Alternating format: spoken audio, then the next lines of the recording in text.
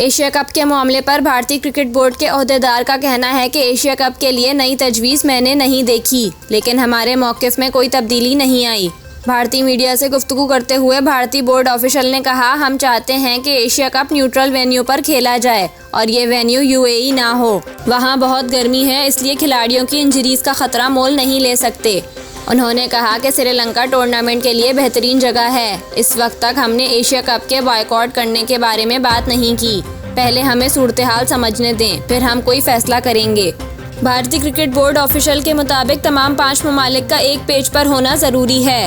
हम चाहते हैं कि पूरा टूर्नामेंट शिफ्ट हो। ये पाकिस्तान में सियासी तनाव की वजह से सबकी सिक्योरिटी के लिए ज़रूरी है।